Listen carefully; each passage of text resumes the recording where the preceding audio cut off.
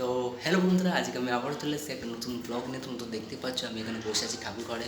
আমি এতক্ষণ ধরে পুজো হচ্ছিলো, সেই কারণে আমি ঠাকুর ঘরে ভিডিও বানাতে পারিনি। তো আজকে এই ব্লগটা টাইটেল দেখে তোমরা বুঝেই গেছো আজকে আমি কী ভিডিও বানাতে চলেছি। তো ভিডিও অনেক লেট হয়ে গেছে, কিছু মনে করো না, আমি একটু দরকারি কাজ ছিল সেই কারণে আমি আর ভিডিও বানাতে পারিনি। এই যে আমি এখন বসে আছি ঠাকুর ঘরে, তোমরা তো দেখতেই পাচ্ছ অনেক ধরনের ঠাকুর আছে এখানে। এই যে এখানেও আছে অনেক, এই দেখো কত ঠাকুর দেখেছো। বহুত ঠাকুর আছে এখানে, অনেক ধরনের ঠাকুর পাবে তুমি। অনেক যতগুলো ঠাকুর তুমি এই পৃথিবীতে দেখেছো সব ঠাকুরই এখানে পাবে। তো তোমরা আজকে আমাদের বাড়িতে অনেকদিন পরে একটা ভিডিও হয়েছে, যে ভিডিওটা হলো কি আজকে জন্মাষ্টমী ভিডিও করছি একটা। তোমরা টাইটেল থেকে বুঝেই গেছো আমি কি বলতে চাইছি। তো বাড়িতে অনেকদিন পর জন্মাষ্টমী পুজো হচ্ছে, কেননা আমাদের বাড়িতে আজকে অনেকদিন পর জন্মাষ্টমী পুজো হচ্ছে।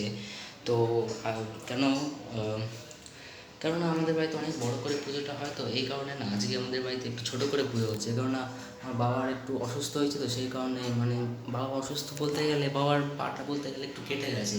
আমি এটা তোমাদের সঙ্গে শেয়ার করবো কী করে কাটলো বাবার পাটা। তো তোমরা যে টাইটেল থেকে বুঝেই গেছো আজকে আমাদের বাড়িতে পুজো হচ্ছে। তো তোমরা ঠাকুরগুলো দেখতেই পারো, যে ঠাকুর, যে সব ধরনের ঠাকুর হবে এখানে, সব ধরনের ঠাকুর আছে এখানে, অনেক ধরনের ঠাকুর আছে। কি সুন্দর ডেকোরেশন করেছি আমি আর মা মিলে পুজোটা দিয়েছি। আর ব্রাহ্মণ এসে যজ্ঞ করবে, যজ্ঞটা পরে আমি ভিডিও শর্টে দেবো। তো তোমরা প্লিজ লাইক করে দিও। আজকের লাইক টার্গেট হলো 15 লাইক টার্গেট। সব ধরনের এখানে ঠাকুর পাবে, এই যে দেখো সব ধরনের ঠাকুর আছে এখানে।